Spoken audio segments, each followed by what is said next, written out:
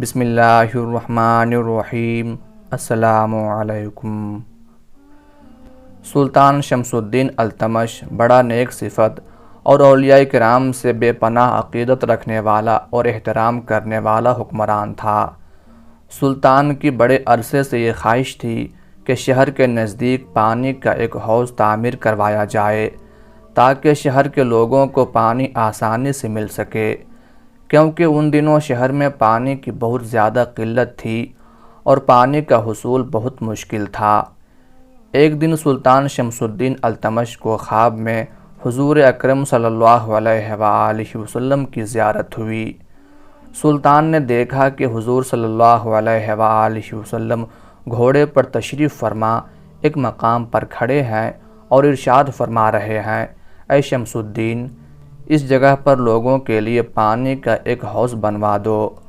صبح ہوئی تو سلطان نے فوری طور پر ایک خادم حضرت خواجہ قطب الدین بختیار کاکی رحمۃ اللہ علیہ کی خدمت میں روانہ کیا کہ میں نے آج رات ایک خواب دیکھا ہے، اگر آپ حکم فرمائیں تو میں خدمت میں حاضر ہو کر عرض کروں۔ خادم کی زبانی یہ پیغام سن کر آپ رحمۃ اللہ علیہ نے فرمایا، سلطان سے جا کر کہہ دو کہ حضور نبی کریم صلی اللہ علیہ وآلہ وسلم نے جس مقام پر حوض تعمیر کرنے کا حکم دیا ہے، میں اس مقام پر جا رہا ہوں، تم بھی وہاں پر پہنچ جاؤ۔ سلطان یہ بات سن کر بڑا حیران ہوا کہ حضرت خواجہ صاحب نے نور باطنی سے اس کے خواب کو معلوم کر لیا۔ چنانچہ وہ گھوڑے پر سوار ہو کر ایک سمت چل پڑا۔ اسے راستے میں کسی نے بتایا کہ حضرت خواجہ قطب الدین بختیار کاکی رحمۃ اللہ علیہ فلاں مقام پر جلوہ افروز ہیں اور تمہارا انتظار کر رہے ہیں۔ سلطان تیزی سے گھوڑا دوڑاتا ہوا اس مقام پر پہنچ گیا۔ سلطان نے دیکھا کہ آپ نماز کی ادائیگی میں مشغول ہیں۔ نماز سے فارغ ہونے کے بعد سلطان آگے بڑھا اور آپ کے ہاتھوں کو بوسہ دیا۔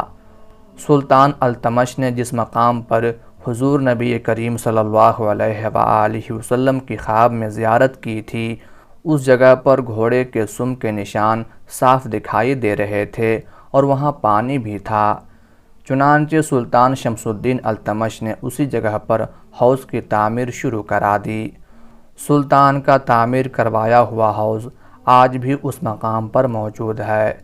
حضرت خواجہ قطب الدین بختیار کاکی رحمۃ اللہ علیہ اکثر اس حوض کے کنارے عبادت الہی میں مشغول رہا کرتے تھے۔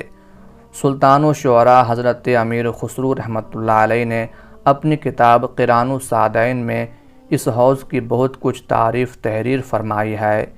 اس حوض کے کنارے اکثر اولیاء اللہ مدفون ہیں۔ حضرت خواجہ قطب الدین بختیار کاکی رحمۃ اللہ علیہ اکثر اس حوض کے کنارے عبادت میں مشغول رہا کرتے تھے۔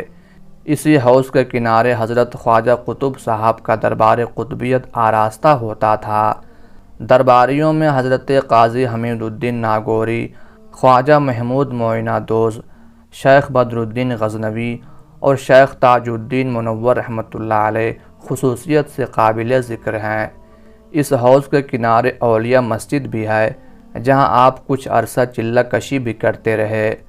مسالک السالکین میں ہے کہ ایک روز ایک شتر سوار نیلے رنگ کا لباس زیب تن کیے ہوئے اس حوض پر آیا، غسل کر کے دوگانہ ادا کیا۔ اس وقت اس مسجد میں جو سلطان شمس الدین کے لنگر خانہ کے قریب لب حوض واقع تھی، بزرگان موصوف الصدر موجود تھے۔ نماز کے بعد اس بزرگ نے بآواز بلند دریافت کیا کہ اس مسجد میں کون کون صاحب بیٹھے ہوئے ہیں؟ شیخ تاج الدین منور نے جواب دیا، چند فقراء یاد الہی میں بیٹھے ہیں۔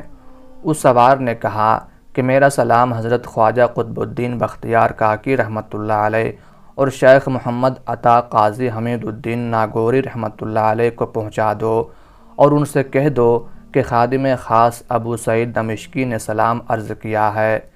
جس وقت حضرت خواجہ قطب الدین بختیار کاکی رحمۃ اللہ علیہ نے ابو سعید دمشقی کا نام سنا، درویشوں کے ہمراہ ملاقات کے لیے دوڑے۔ اس جگہ پہنچے مگر وہاں کوئی موجود نہ تھا۔